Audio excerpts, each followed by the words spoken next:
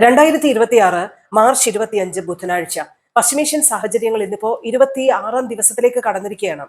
ഇന്ന് ഈ 26 ദിവസം അമേരിക്കയിൽ നടത്തിയ ഒരു പത്രസമ്മേളനത്തിൽ ട്രംപ് പറയുന്നത് ഇറാനിലെ യുദ്ധം തങ്ങൾ വിജയിച്ചു കഴിഞ്ഞിരിക്കുന്നു എന്നുള്ളതാണ്.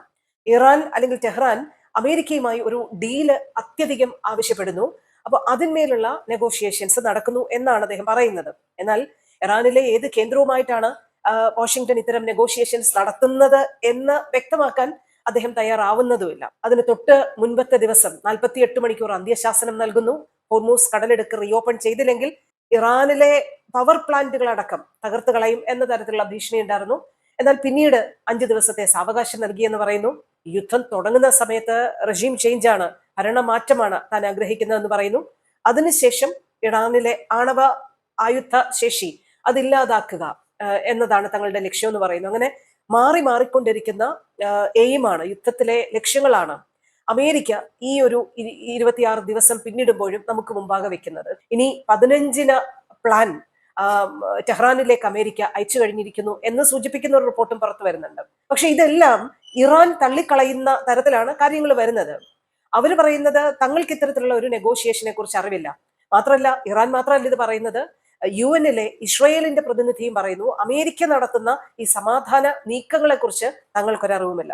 ഇസ്രയേൽ കനത്ത ആക്രമണമാണ് ഇറാനെതിരെ ഇപ്പോഴും നടത്തിക്കൊണ്ടിരിക്കുന്നത്.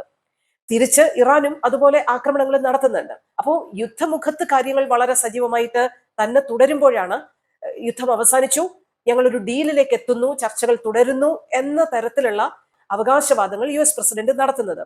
ഇപ്പോ ഡൊണാൾഡ് ട്രംപ് നടത്തുന്ന വ്യത്യസ്തമായിട്ടുള്ള സ്റ്റേറ്റ്മെന്റുകൾ ഒരു പക്ഷേ ആഗോള വിപണിയെ ഒന്ന് സ്റ്റെബിലൈസ് ചെയ്യാൻ വേണ്ടിയിട്ടുള്ള ശ്രമങ്ങളുടെ ഭാഗമായിരിക്കാം, താൽക്കാലികമായെങ്കിലും ഒന്ന് സ്റ്റെബിലൈസ് ചെയ്യാനുള്ള ശ്രമങ്ങളുടെ ഭാഗമായിരിക്കാം എന്ന് കരുതുന്നവരുണ്ട്. അപ്പൊ എണ്ണവില പിടികിട്ടാനാവാത്ത ഉയരത്തിലേക്ക് പോകുന്നതാണ് നമ്മൾ കണ്ടത്. ബാരലിന് $103 ഉണ്ടായിരുന്ന എണ്ണവില ഈ സമാധാനം വരുന്നു എന്ന ട്രംപിന്റെ പ്രഖ്യാപനത്തിന് തൊട്ടു പിന്നാലെ ഇപ്പോ $99 എന്ന തരത്തിലേക്ക്, $100 താഴേക്ക് ബ്രന്റ് ക്രൂഡ് വില എത്തിക്കഴിഞ്ഞിരിക്കുന്നു. തകർച്ചയിലായിരുന്ന വിവിധ രാജ്യങ്ങളുടെ ഓഹരി വിപണികൾക്ക് പുതുജീവനും പകർന്നു കിട്ടിയിരിക്കുന്നു. കഴിഞ്ഞ ദിവസം BSE സെൻസെക്സിന്റെ കാര്യം നമ്മൾ പറഞ്ഞതാണ്. വലിയ രീതിയിലുള്ള തകർച്ചയുണ്ടായി. ഇന്നിപ്പോ തിരിച്ചതേപടി BSE സെൻസെക്സ് ട്രേഡിംഗ് ആരംഭിക്കുമ്പോൾ കയറിയ കാഴ്ചയാണ് നമ്മൾ കാണുന്നത്.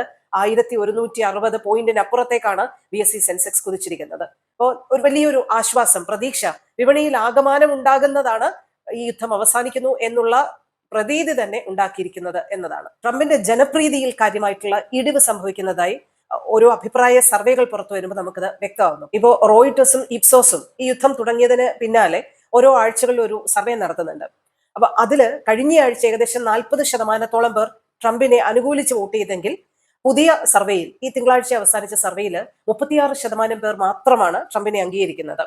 ഇത് ഏറ്റവും ലോവസ്റ്റ് ആയിട്ടുള്ള ജനപ്രീതിയാണ് ട്രംപിനെ സംബന്ധിച്ചിടത്തോളം എന്നാണ് റോയിട്ടേഴ്സും മറ്റും റിപ്പോർട്ട് ചെയ്യുന്നത്. അപ്പോൾ ജനപ്രീതി ഇടിയുന്നതും ആഗോള വിപണിയെ പിടിച്ചു നിർത്തുക, വിപണികളെല്ലാം തകർത്തടിയുന്ന ഒരു സാഹചര്യം ഉണ്ടാകുന്നു.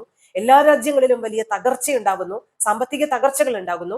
പല രാജ്യങ്ങളും എനർജി എമർജൻസി അടക്കം പ്രഖ്യാപിക്കേണ്ട സാഹചര്യത്തിലേക്ക് വരുന്നു. ഹോർമൂസിൽ കാര്യങ്ങളൊന്നും സ്മൂത്തായിട്ട് നീങ്ങുന്നില്ല. ഇപ്പോഴും ഇറാന്റെ കൺട്രോളിൽ തന്നെയാണ് ഹോർമൂസ് തുടരുന്നത്.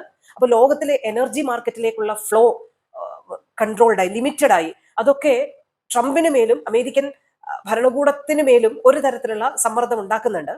അപ്പോൾ ഇതൊക്കെ ഒന്ന് താൽക്കാലികമായെങ്കിലും പിടിച്ചു നിർത്താനുള്ള ശ്രമങ്ങളായിരിക്കാം ഇത്തരത്തിലുള്ള കോൺട്രാഡിക്ടറി സ്റ്റേറ്റ്മെന്റിന് പിന്നിൽ എന്ന് സൂചിപ്പിക്കുന്ന റിപ്പോർട്ടുകളും പുറത്തു വരുന്നുണ്ട്. എന്തായാലും 26 ദിവസവും ഇസ്രയേലും ഇറാനും ശക്തമായ ആക്രമണം അങ്ങോട്ടും ഇങ്ങോട്ടും നടത്തുന്നുണ്ട്. ലെബനോനിൽ വലിയ ആക്രമണം ഇസ്രയേൽ നടത്തുന്നതായിട്ടുള്ള റിപ്പോർട്ടുകൾ പുറത്തു വരുമ്പോൾ സെൻട്രൽ ഇസ്രയേലിൽ ഇറാന്റെ ഒരു മിസൈൽ ആക്രമണവും റിപ്പോർട്ട് ചെയ്യുന്നുണ്ട്. കുവൈറ്റിലെ എയർപോർട്ട് ആക്രമിച്ചു എന്നുള്ള വാർത്ത അല്പം മുമ്പ് നിങ്ങൾ കേട്ടിട്ടുണ്ടാവും.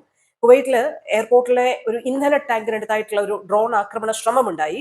ഇന്ധന ടാങ്കിന് തീപിടിച്ചു, പക്ഷേ കാഷ്വാലിറ്റി ഇല്ല, ലിമിറ്റഡ് ഡാമേജ് ആണ് ഉണ്ടായത് എന്ന റെസ്പോൺസ് ആണ് ഇപ്പോൾ വന്നിരിക്കുന്നത്. ഇതിനിടെ ഇറാനിലെ ബുഷേർ ആണവ നിലയത്തിനടുത്തേക്ക് മറ്റൊരു പ്രൊജക്ടൈൽ കൂടി പതിച്ചിരിക്കുന്നു എന്ന് സൂചിപ്പിക്കുന്ന റിപ്പോർട്ടുകൾ വരുന്നുണ്ട്. എന്തായാലും 26 ദിവസത്തിലേക്ക് കടക്കുമ്പോൾ സമാധാന ചർച്ചകൾ ഫലപ്രാപ്തിയിലെത്തട്ടെ എന്നുള്ള പ്രത്യാശയാണ് ലോകത്തിൽ ഓരോ മനുഷ്യർക്കും ഇപ്പോഴും പങ്കുവയ്ക്കാനുള്ളത്. എങ്ങനെയാണ് കാര്യങ്ങൾ പുരോഗമിക്കുന്നതെന്ന് നമുക്ക് നോക്കിക്കാണാം.